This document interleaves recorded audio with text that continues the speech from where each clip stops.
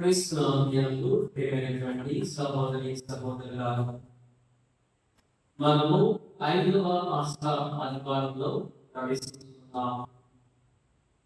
ఈ ఆదివారం విశ్వాసులకు ఒక గొప్ప నిరీక్షణను, బాధ్యతను మరియు దిశా నిర్దేశాలను అందిస్తున్నది. మనము చదువుకున్నటువంటి మొదటి పట్టణము అపోస్తలుల కార్యములు 6వ అధ్యాయంలో అలనాడు అపోస్తలులు వాక్య పరిచర్య చేసినప్పుడు, క్రైస్తవ సంఘాన్ని ఏర్పాటు చేసినప్పుడు, నిర్మించినప్పుడు వారికి ఎదురైనటువంటి సమస్యల గురించి మొదటి పట్టణంలో మనందరం కూడా విని ఉన్నాము. మొట్టమొదటిగా వారు క్రైస్తవ సంఘాన్ని ఏర్పాటు చేసినప్పుడు క్రైస్తవులుగా మారినది అప్పుడు యూదులు మాత్రమే. ఎవరైతే యూదులు యేసుక్రీస్తు పునరుత్థానాన్ని విశ్వసిస్తున్నారో వారందరూ కూడా క్రీస్తును అనుసరిస్తున్నారు.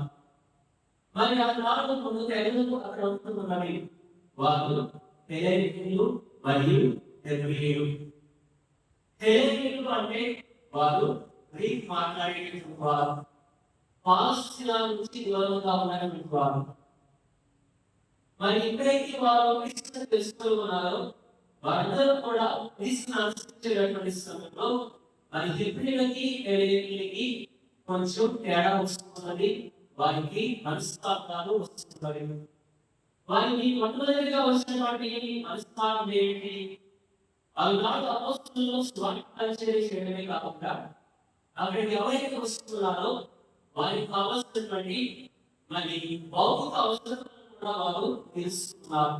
అంటే వారికి కావాల్సినటువంటి ఆహారం కూడా వారు అందిస్తున్నారు, పంపిణీ చేస్తున్నారు. కానీ అప్పుడు అక్కడ వారికి సమస్య ఏమిటి?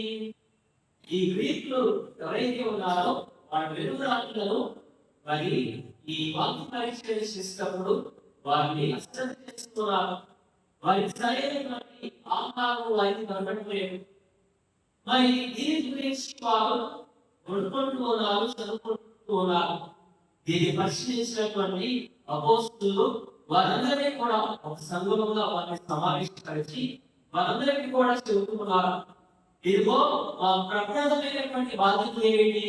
మేము ఇక్కడ ప్రార్థన చేయడానికి, వాక్య పరిచర్య చేయడానికి వస్తున్నాం.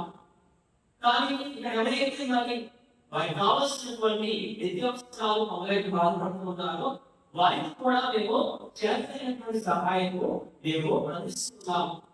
కానీ అక్కడ ఈ మరి వారికి కూడా కావాల్సిన సదుపాయాలు అపోస్తలులు అందిస్తున్నారు అని వారు భావిస్తున్నారు. మరి దానిని వారందరికీ కూడా వివరించి తెలియచేయడానికి మరి చాలా చక్కగా అపోస్తలుల కార్యములు 6వ అధ్యాయంలో 2వ వచనంలో రాయబడుతున్నది. ఒకసారి చదువుకుందాము. అందుచే 12 అపోస్తలులు శిష్యుల సంఘం అందరినీ కూడా పిలిచి దేవుని వాక్కును నిర్లక్ష్యం చేయించు ఈ ఆహార పరిచర్యకు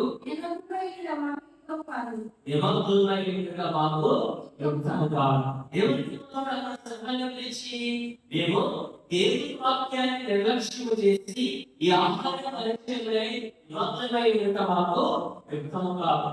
మా పర్యటనలో వారందరికీ కూడా చాలా చక్కగా తెలియజేస్తున్నారు. సరే, మనము 4వ వచనం చదువుకుందాం. అపోస్తలుల కార్యములు 6వ అధ్యాయం 4వ వచనం.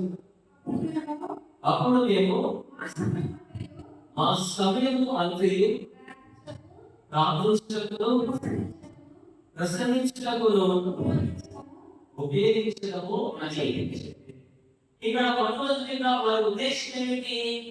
దేవుడి వాక్యాన్ని వాళ్ళు అందించడానికి అక్కడికి వచ్చుకున్నారు. కానీ వారిలో వారికి మరి పనులు ఉన్నాయి. కొంతమందికి సరైనటువంటి విద్యావసరాలు లేనటువంటి వారు పేదవారు ఉన్నారు.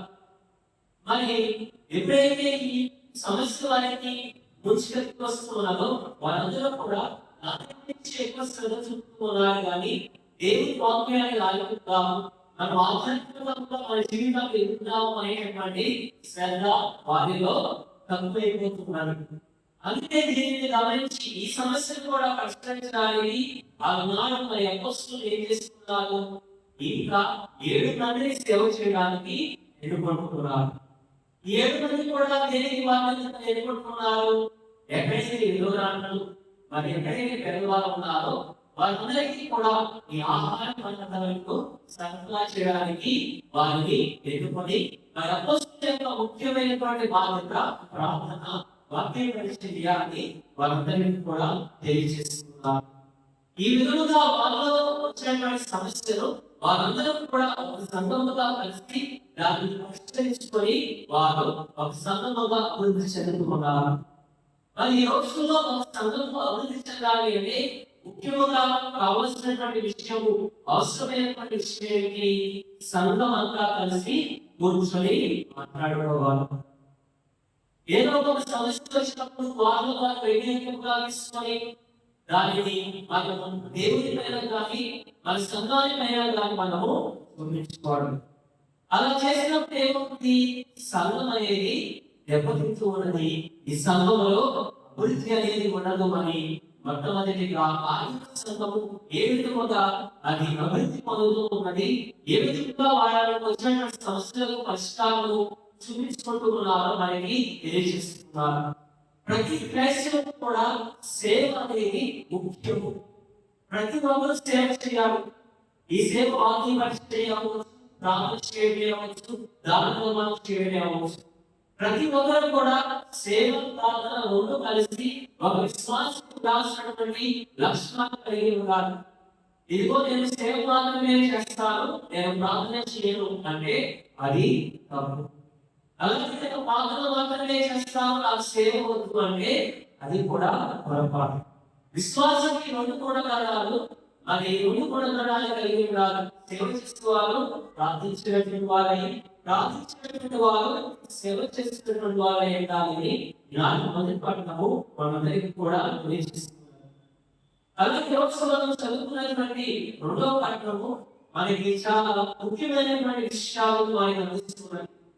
మనం చాలా సర్వసాధారణంగా భౌతిక విషయాలను ఆసక్తి చూపుతూ ఉంటాము. భౌతిక విషయాలు అంటే మనం ఉంటున్నటువంటి మన ఆలయము, మనం నివసిస్తున్నటువంటి మన గృహము, మనం వేసుకుంటున్నటువంటి మన దుస్తుల గురించి మనము ఎంతగానో ఆసక్తి చూపుతూ ఉంటాము. మనము బాధ్యతగా ఎంతగా అనుభవం కలిగిస్తూ ఉన్నామో ఆ జ్ఞానంగా మనం నిజంగా ఉపయోగపడేటటువంటి విధముగా 10 మందికి మనము పూర్వకంగా ఉంటున్నామా లేమని ఆత్మపరిశీలన చేసుకోమని రెండో పట్టణం మనందరినీ కూడా ఆహ్వానిస్తున్నది. భౌతికమైనటువంటి విషయాల గురించి కాకుండా ఆధ్యాత్మికమైనటువంటి విషయాలలో ఎంత మనము శ్రద్ధ అని రెండో పట్టణం మనందరినీ కూడా ప్రశ్నిస్తున్నది.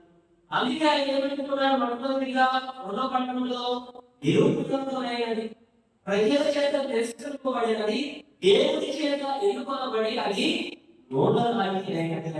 దేవుడు వాక్యం మనకి తెలుస్తున్నాడు.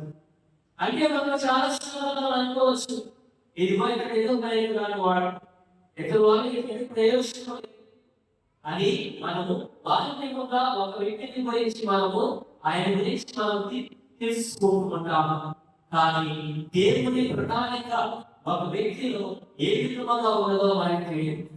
అందుకే మన యొక్క జీవితంలో మనం సజీవ స్థిరంగా మనందరికీ కూడా మారాలి అంటే మనం ఎవరి దగ్గరగా ఉండాలి, ఎవరికి మన యొక్క జీవితాలను సమర్పించుకోవాలి, దేవుడికి మన జీవితాలను సమర్పించుకోవాలి.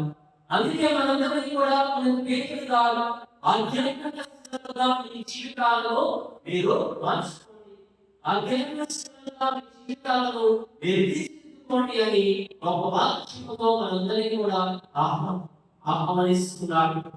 మరి మనందరూ కూడా ఆధ్యాత్మిక శ్రీలుగా మనందరూ కూడా ఉండాలి.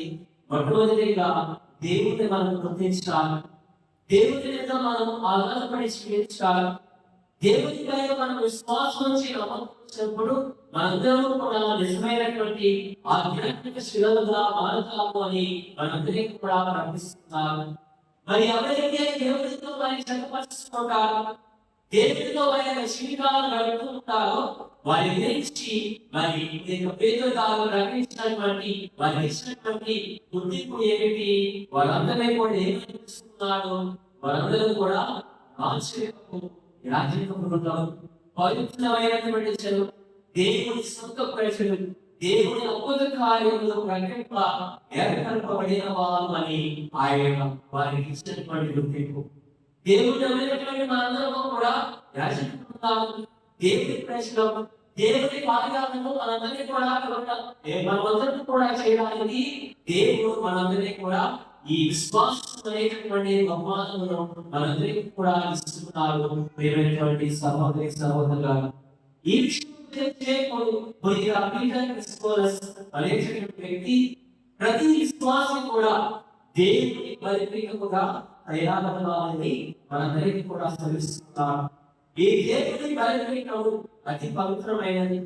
ఇక్కడ ఎటువంటి మాలిన్యం కానీ ఎటువంటి అశుద్ధకరమైనటువంటి కార్యంలో ఈ బలిపీఠం దగ్గర జరిగించుకోవడం. మరి బలిపీఠం దగ్గరికి మనం ఏది చేసినా కానీ అది శ్రేష్టమైనది మనము తీసుకొని వస్తుంటాం. అందుకే మానవులైనటువంటి మనందరూ కూడా విశ్వాసులైనటువంటి మనందరూ కూడా ఏ విధంగా మనందరం కూడా జీవించాలి? ఒక శ్రేష్టమైనటువంటి బలిపీఠముగా మన జీవితాలను మనము మార్చుకోవాలి.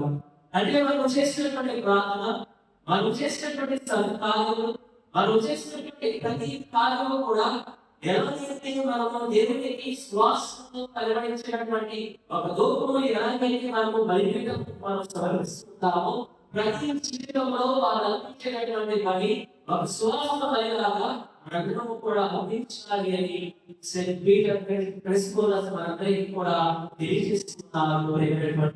సహోదరి సహోదరుగా, ఎప్పుడైతే మన జీవితాలను మనం మార్చుకొని మనలో పరిశుద్ధమైనటువంటి జీవితాన్ని మనము జీవించగలుగుతామో అప్పుడే మనకు దేవుని చేత ఎన్నుకోబడినటువంటి ప్రజలుగా అందరూ కూడా తీర్చిదిద్దబడుతూ ఉంటాము. మరి రోజు మనం చదువుకున్నటువంటి సృష్టించిన పట్టణంలో మనకి అక్కడ వాక్యము మనందరినీ కూడా చాలా ఆదరిస్తున్నాడు. ఆనాడు యేసుక్రీస్తు తన శిష్యులను పిలుస్తున్నాడు. పిలిచి తాను ఈ జరగబోయేటువంటి విషయాలు తాను మరణించుకోతున్నాడు అని తన శిష్యులకి చెప్పినప్పుడు వారి ఎంతగానో బాధపడుతున్నారు. వారి ఎంతగానో బాధపడుతున్నారు. మరి వారి గురించి ఈ విధంగా అనుకున్నాడు యేసుక్రీస్తు, మీ హృదయములలో కలవరపడని దేవుడిని నమ్మండి, నన్ను నమ్మండి అని దేవుడు వారందరినీ కూడా ఓదార్స్తున్నాడు. సహోదరి సహోదరులా, మరి వారందరినీ కూడా ఓదార్స్తూ ఆయన ఇచ్చేటటువంటి వారికి ఓడించేటటువంటి కలుపులు కలుగుతున్నారు. మీరు ఇక్కడే ఉన్నట్లయితే నేను తండ్రి దగ్గరకు వెళ్ళలేదు, నేను నా తండ్రి దగ్గరికి వెళ్తే తప్ప మీకు నివాసస్థానాలను సురక్షితమైనటువంటి స్థానాలను మీకు ఏర్పాటు చేయలేదు. నేను నా తండ్రి దగ్గరకు వెళ్ళి మీ అందరికీ కూడా నివాసస్థానాలను, నిత్య నివాసస్థానాలను, పరలోక రాజ్యమును మీ అందరికీ కూడా ఏర్పాటు చేస్తాను అని యేసుక్రీస్తు పలుకుతున్నారు. కానీ తోమాసు ఏమనుకున్నారు? వారందరూ కూడా సందేహిస్తున్నారు.